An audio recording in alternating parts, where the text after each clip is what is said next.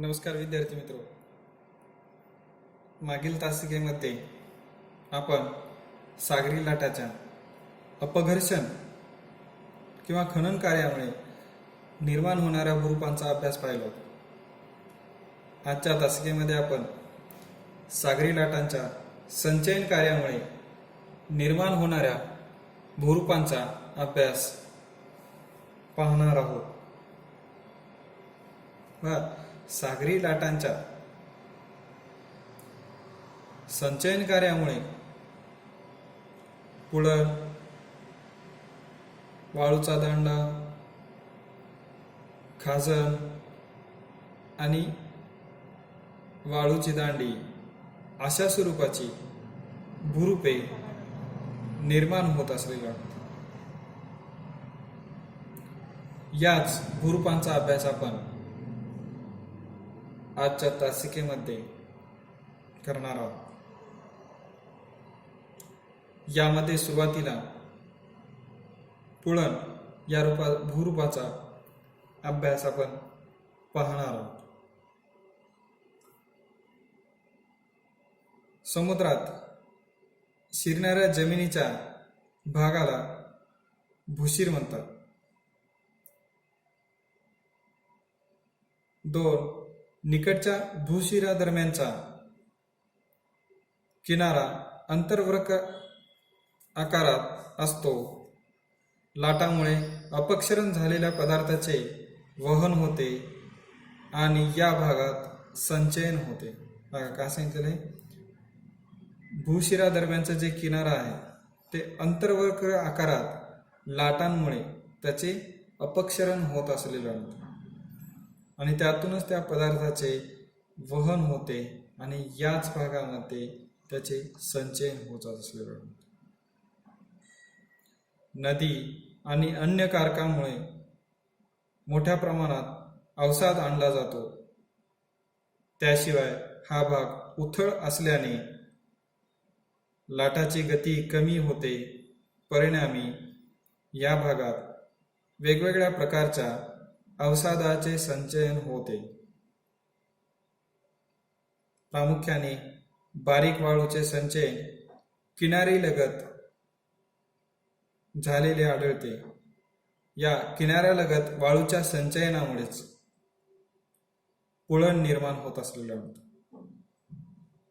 यामध्ये साहजिकच आपल्याला एक सांगता येईल, समुद्र किनाऱ्यास समांतर किंवा अर्धवर्तुळ आकारात क्षेत्रात रेती व वाळूचे कण यांच्या संचयनामुळे पुळण तयार होत असलेलं किंवा पुळण निर्माण होत असलेलं. किनारी भागावरती जे की सागरी लाटाद्वारे जर पाहायला गेल्यानंतर त्या ठिकाणी ज्या भूपृष्ठावरती पाहिल्यानंतर त्याच्यामध्ये रेती किंवा वाळूचे कण हे एक सागरी लाटासोबत वाहत येत असलेलं म्हणतात आणि त्यावेळेस याचे संचयन होत असलेलं म्हणतात. हे संचयन झाल्यानंतर त्या प्रदेशामध्ये पुळण निर्माण होत असलेलं म्हणतात. सागरी लाटाचा जर प्रभाव जर पाहिल्यानंतर त्या ठिकाणी किनारी प्रदेशावरतीच होत असलेला म्हणतो. तर काही प्रदेशामध्ये जर पाहायला गेल्यानंतर त्या ठिकाणी जे की चंद्र आकार देखील त्या ठिकाणी प्राप्त होत असलेला म्हणतो. आणि एवढंच नव्हे तर त्या ठिकाणचं जर भूपृष्ठाचा जर भाग घेतलं तर त्या ठिकाणी जे की चंद्राकार किंवा विस्तृत असल्यामुळे त्या ठिकाणी जर पाहिलं तर लाटाची गती कमी होत जात असलेला म्हणतो. आणि या भागामध्ये वेगवेगळ्या प्रकारच्या अवसादाचे संचयन होत असलेला म्हणतो. मातीचे सूक्ष्म कण असतील किंवा वाळू असेल अशा स्वरूपातून त्या ठिकाणी आपल्याला जर वेगवेगळे अवसाद त्याच्यामध्ये संचयन होत असलेलं म्हणतो आणि यातूनच त्या ठिकाणी पुळणची निर्मिती होत असलेलं. यामध्ये सांगता येईल, महाराष्ट्राच्या किनारी प्रदेशात देवागर, गुहागर, हरिहरेश्वर इत्यादी सारखे लांब पुळणे विकसित झालेले आढळून येतात. तसेच भारतातील सर्वात लांब पुळण मरीना पुळण हे चेन्नई येथे असलेलं होतं. भारतात जर विचार केला तर त्या ठिकाणी महाराष्ट्र आणि चेन्नई यामध्ये जर पाहिल्यानंतर त्या प्रदेशामध्ये आपल्याला पुळण आढळून येतात. म्हणजे किनारी प्रदेशामध्येच या पुळणाची निर्मिती होत असलेली आढळते. यामध्ये सांगितलेलं आहे दिव्यागार, गुहागर, हरिहरेश्वर या प्रदेशामध्ये जे की सागरी लाटा जे की समुद्र किनाऱ्यालगत जर पाहायला गेल्यानंतर त्या ठिकाणी समांतर किंवा अर्धवर्तुळाकार क्षेत्रात कार्य करत असलेलं आढळतं. त्यावेळेस रेती किंवा वाळूचे कण यांच्या संचयनामुळे हे पुळण निर्माण होत असलेलं आढळतं. हे किनारपट्टीच्या प्रदेशामध्ये या पुळणाची निर्मिती होत असलेलं आढळतं. यानंतर आहे वाळूचा दांडा. भूशिराच्या बाजूने देखील काय सांगितलेलं आहे, भूशिराच्या बाजूने देखील वाळूचे संचयन घडत असते. असे संचयन किनाऱ्याला एका भूशिराकडून दुसऱ्या भूशिरापर्यंत समांतर होत जाते. कालांतराने याची लांबी वाढत जाते व पुळणापासून काही अंतरावर पाण्यात घुसणारे बांधासारखे भूरूप तयार होते. काय सांगितलं आहे, दोन्ही बाजूने जर पाहायला गेल्यानंतर त्या ठिकाणी वाळूचे संचयन ही प्रक्रिया होत असलेला आणतो, परंतु भूशिराच्या दोन्ही बाजूला त्या वाळूच्या दांड्याची निर्मिती होत असलेला आणतो. म्हणजे समुद्रात घुसलेल्या भूशिराच्या बाजूने जेव्हा वाळूचे संचयन होते तेव्हा त्यास समुद्राच्या पाण्यात घुसणारे बांधासारखे स्वरूप प्राप्त होते. एक बांध स्वरूपामध्ये त्या ठिकाणी प्राप्त होत असलेलं. ज्यावेळेस पुळण निर्माण होत असताना चंद्राकार निर्माण होत असलेला होतो. चंद्राच्या आकारानुसार त्या ठिकाणी पुळण निर्माण झाल्यानंतर त्याच्या बाजूकडील जे भूभाग आहे त्या वाळूचे संचयन बांधाच्या स्वरूपामध्ये होत असलेलं होतं. त्या वाळूच्या संचयन कार्यामुळेच हे होत असलेलं होतं आणि अशा स्वरूपातून वाळूच्या दांड्याची निर्मिती होत असलेलं होतं. सहज पद्धतीने जर सांगायचं असेल तर त्या ठिकाणी बघा, चंद्राकार म्हणल्यानंतर त्या ठिकाणी चंद्राच्या आकाराच्या दोन्ही बाजूचे घ्यायचे विचार, दोन्ही बाजूवरती त्या वाळूच्या संचयनाचे कार्य होत असलेलं होतं. ते संचयन प्रक्रिया चालू होत असून त्याला जे की बांध्यासारखे आकार प्राप्त होत असलेलं होतं आणि त्यामुळेच त्याला ते काय म्हणले जाते, जे की वाळूचा दांडा म्हणून त्याला ओळखले जात असलेलं होतं.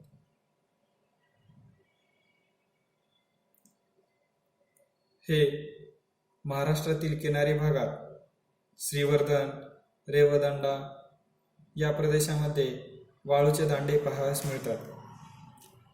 वादळ किंवा सुनामीच्या विनाशकारी शक्तीस थोपविण्याचे व त्यापासून संरक्षण देण्याचे काम हे वाळूचे दांडे करत असलेलं होतं.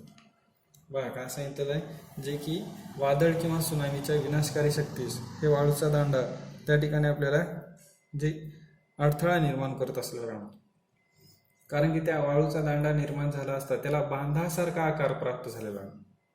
हे बांधा निर्माण झाला असता त्या प्रदेशातून वारे वाहत असताना किंवा सुनामी लाटा वाहत असताना त्यावेळेस काय होत असते, हे बांधा निर्माण झाल्यामुळे त्याला अडथळा निर्माण करत असलेला होता आणि त्याचा वेग कमी होत जात असलेला होता. आणि अशा स्वरूपातूनच त्या ठिकाणी जे की वाळूचा दांडा कार्य करत असलेला होता आणि त्या वाळूच्या संचयन कार्यातूनच किंवा सागरी लाटाच्या संचयन कार्यातूनच या बांध्याची निर्मिती होत असलेलं होतं. अशा स्वरूपातून जे की वाळूच्या दांड्याची निर्मिती होते आणि त्यानुसारच त्या ठिकाणी त्याच्या जे की सुनामी आणि जर पाहिल्यानंतर वादळ यापासून त्याचे संरक्षणही होत असलेलं होतं. यानंतर आहे खाजण. कधी कधी वाळूचे दांडे आणि जमीन यांच्या दरम्यान समुद्राचा भाग बंदिस्त होतो. बघा काय म्हणलेलं आहे, वाळूचे दांडे आणि जमीन यांच्या दरम्यान समुद्राचा भाग बंदिस्त होतो. या ठिकाणचे पाणी मचूळ असते. अशा खाऱ्या व मचूळ पाण्याच्या सरोवरास खाजण किंवा कायल असे म्हटले जाते.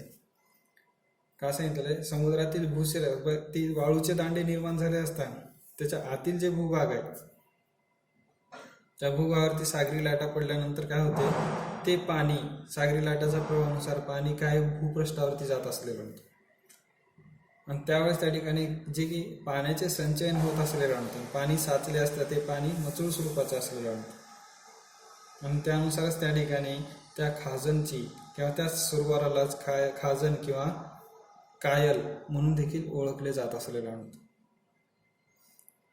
म्हणजे जेव्हा समुद्रातील भुसऱ्यांच्या बाजूने वाळूचे दांडे निर्माण होतात तेव्हा मुख्य भूमी, काय सांगितले, मुख्य भूमी व समुद्र यांच्या दरम्यानचा भाग हा वाळूच्या दांड्यामुळे बंदिस्त होतो व तेथे खाऱ्या पाण्याचे सरोवर तयार होते.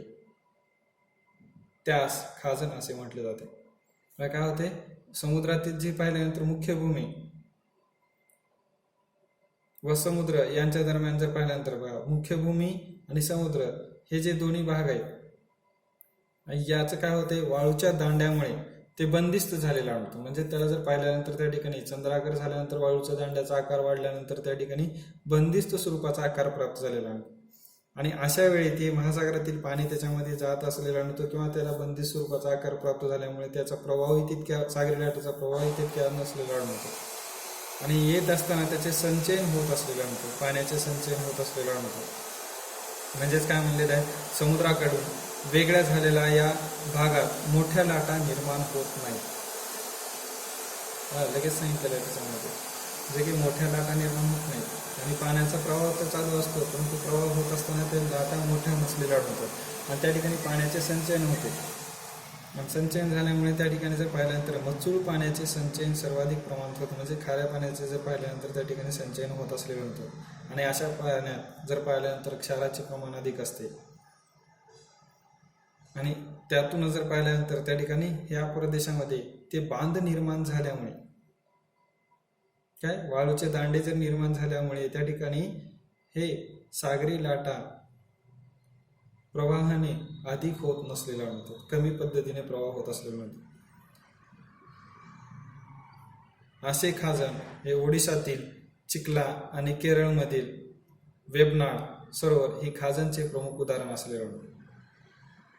ओडिशातील चिखला सरोवर मान्सून पर्जन्यादरम्यान गोड्या पाण्याचे होत असलेलं बघा, ते काय होते, वाळूचा दांडा प्राप्त झाल्यामुळे त्या भूपृष्ठाला जर पाहिल्यानंतर बांधासारखा आकार प्राप्त झालेला म्हणतो आणि त्यामुळे सागरी लाटाचा प्रवाह त्या प्रदेशावरती होत नसलेला म्हणतो आणि त्याच्याच स्वरूपातून त्या ठिकाणी जर पाहिल्यानंतर मचूळ पाण्याचे त्या ठिकाणी संचयन होत असलेलं म्हणतो. सागरी लाटा तितक्या प्रवाही नसतात, कार्य करतात परंतु जास्त प्रवाही नसलेला म्हणतात.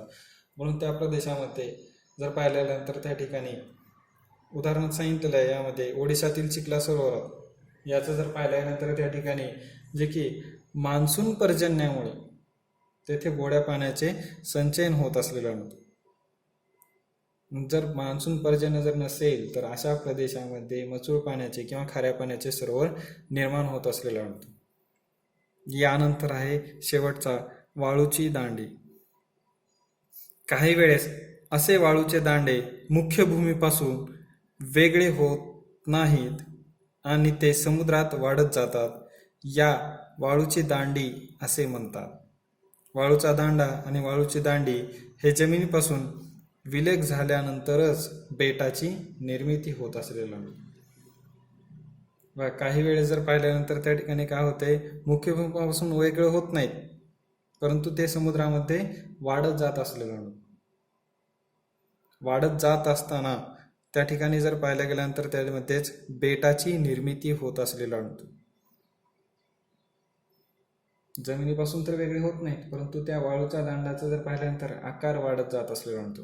जे मातीचे सूक्ष्मकण किंवा वाळूचे सूक्ष्मकण त्याच्यामध्ये त्याचं संचयन होत जात असलेलं आणतो. संचयन होत असताना ते भूपृष्ठापासून जर पाहिल्यानंतर ते वाळूचे दांडे वेगळे होत नाहीत परंतु त्या ठिकाणचा भूभाग आहे ते भूभाग वेगळ्या स्वरूपात त्याची निर्मिती होत असलेलं आणतो आणि त्याच्याच स्वरूपातून त्या ठिकाणी बेटाची निर्मिती होत असलेलं आणतो.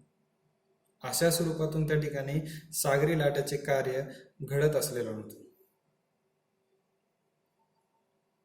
हे झालं सागरी लाटाच्या संचयन कार्यामुळे निर्माण होणारे भूरूपे. यामध्ये आपण थोडीशी माहिती जाणून घेऊया. सागरी लाटाच्या सर्व कारकाच्या मानाने सागरी लाटांच्या कार्यामध्ये सातत्य असते त्यामुळे या कारकांचे परिणाम अल्प काळातच दिसून येतात. काही भागात अपक्षरण तर त्या नजीकच्या भागात निक्षेपण सातत्याने घडून येत असते. पुळण, दांडे यासारख्या निक्षेपणातून तयार झालेल्या भूरूपांचे देखील अपक्षरण घडून येत असते. सागराच्या पातळीत वाढ होऊन अनेक ठिकाणचे किनारी भाग पाण्याखाली जाण्याचा धोका सतत असतो, तर सागरी किनारी भागात लोकसंख्या दाट असल्याने किनारपट्टीच्या व्यवस्थापनाकडे जास्त लक्ष देणे अतिशय महत्त्वाचं असलेलं आहे. तर यामध्ये सांगितलेलं आहे जे की सागरी लाटांचं कार्य होत असताना हे कार्य सतत होत असलेलं नव्हतं, कारण सागरी लाटाचा प्रवाह किंवा सागरी लाटा सतत निर्माण होत असलेलं नव्हतं. हे सागरी लाटा निर्माण होत असताना त्या ठिकाणी वारा